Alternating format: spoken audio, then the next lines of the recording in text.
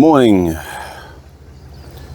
So we arrived last night at the beautiful marina of Port St. Francis near Port Elizabeth, and we arrived last night at exactly high tide, which was at 11:55 p.m.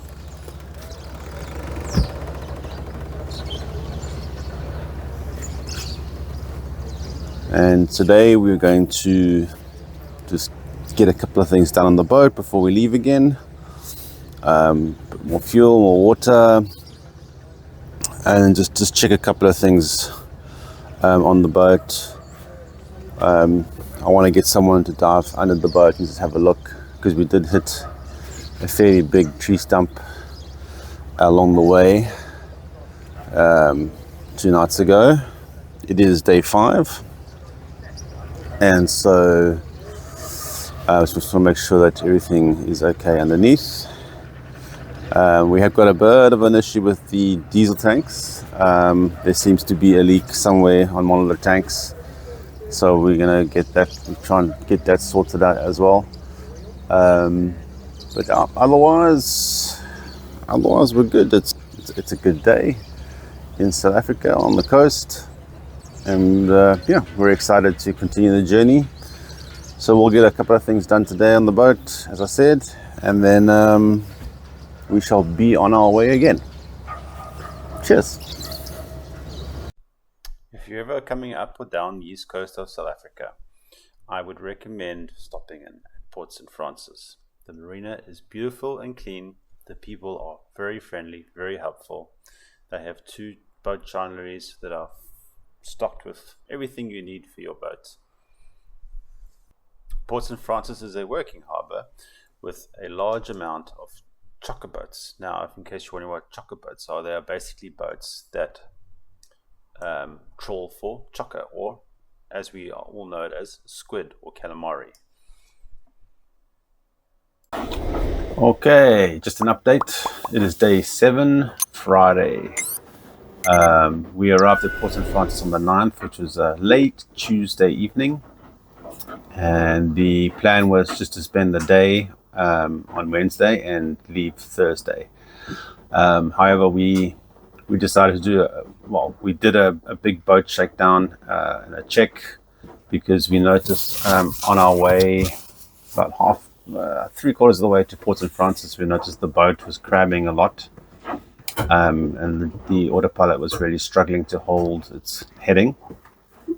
So we did quite a thorough inspection on the steering system. It's a cable and chain system, and we noticed the cable was very loose, and also one of the guide wheels was not aligned properly, so the cable was running against the edge of the wheel instead of in the middle of the wheel. And so we sorted all that. It basically took us the day to service the steering system, and we got that sorted out. So now there's no play in the steering, and it's all correct now, which is great. So we should see a vast improvement in our heading when we're using the autopilot. And then we've also had an issue with the fuel system, the fuel tank system. We thought we had solved the problem before we left Cape Town, but so it turns out that those 2 tanks are actually one tank, and the 2 deck fillers on the deck, one is for those 2 tanks because they are connected, and the second filler is for another tank below all those pipes you can see that we did not know actually existed. And so the bottom tank, for some reason, had not been finished installed and had a lovely big 20mm hole left open on its steel flange. Hence, diesel just poured out of it when we filled it up originally in Cape Town, and just sloshed out during our 4-day journey to Port St. Francis, which led to us losing a lot of fuel. So we have spent pretty much the whole day yesterday, which was Thursday, fixing the fuel system. There was a hose that was also quite badly blocked. So we serviced all the pipes. We checked the tanks, and we've fixed the issues with the tanks. As well as also we changed the pre-filter for the fuel, which was pretty bad, and we also put a new fuel filter on the engine as well. So we are good to go today. We're just fitting the new solar panels in place. We're just kind of lashing it down and making it secure, because we also had a problem with charging our lithium batteries with the current solar panels on the boat. They're obviously quite old and so very inefficient. And so we made a decision, and we bought a new panel yesterday. The guys were very helpful, and yeah, I'll put a link in the description of who we've got the panel from. And then yeah, they were very helpful. They got the panel to us quickly, and we fitted that, and we've seen quite a big difference. So charging our batteries out at sea is going to be quite a big game changer. We are not going to have to run the engine as much, which means we will save on fuel.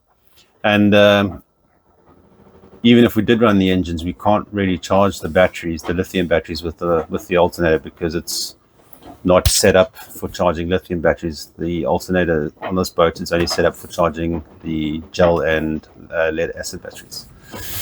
So now with the new solar panel, we'll have plenty of power coming in to charge the batteries while we're under sail. It means we can leave the motor off. That'll be great. So the plan is to finish that, have some lunch. We're going to take the boat over to the fueling station area, fuel up our drums, and then we will be on our way again.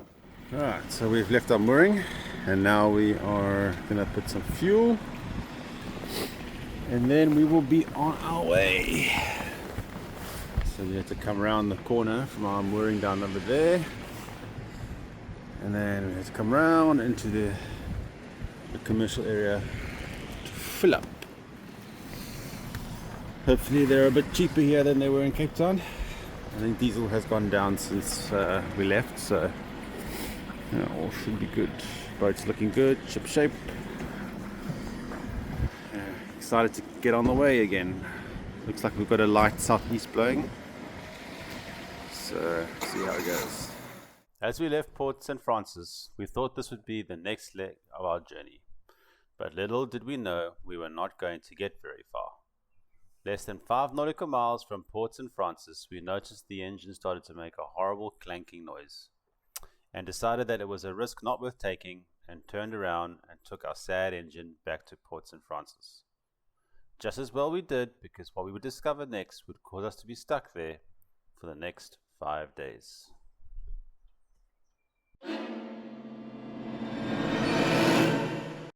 So this is what we're currently doing. Stuart, the engineer, mechanic, we are removing the injectors, because we figured out that this one here, she's blocked, she's broken. So we'll have to take them tomorrow to someone in PE to service and watch. Okay, so we have removed the injectors, and we've plugged the holes so no dirt can get in. Here are the injectors. I'm just taping them up so that the washers don't fall off. And we're going to take them to the specialist in PE, to Bosch and PE, to hope and to get them serviced. So you're probably wondering to yourself, how did the injectors all of a sudden get blocked? Well, it turns out, somewhere between Cape Town and Port St. Francis, we developed a bad case of diesel bug. How did we get this diesel bug, you ask? Well, the diesel we bought in Cape Town, at a premium I might add, at 34 Rand a litre, was bad.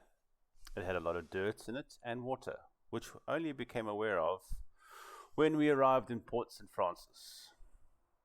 So that, mixed with the potential existing biological in the header tank, which feeds directly to the engine, just spelled the recipe for the bug to grow.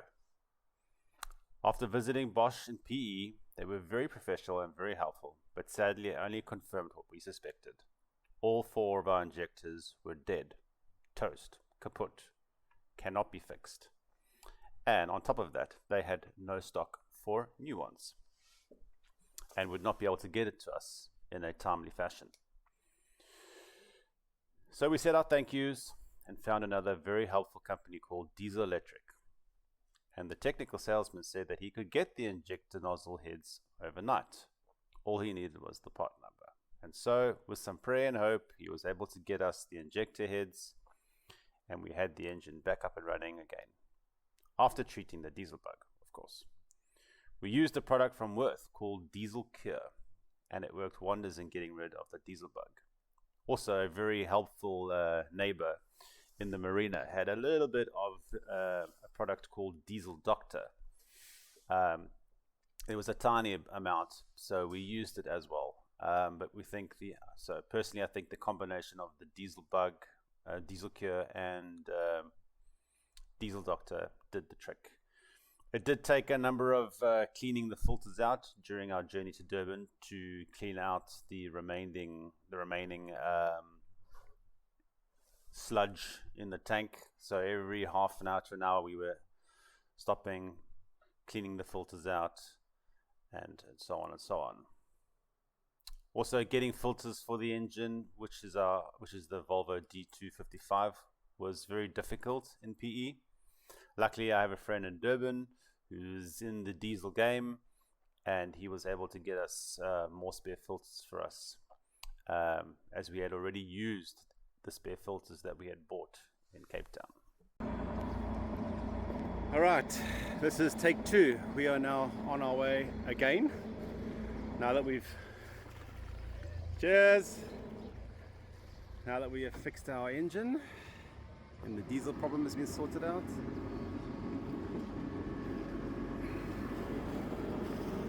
Shoes at the helm. We are leaving. Finally. 10 days. What was supposed to be a one-night stopover turned into a 10-day stopover.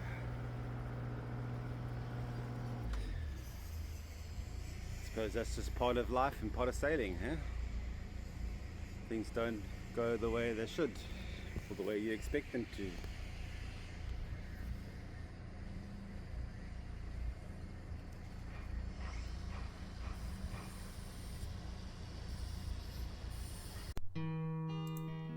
So as we set off for the next leg of our journey towards Durban, we would decide to stop in Port Elizabeth to wait out a horrible northeaster that came up unforecast.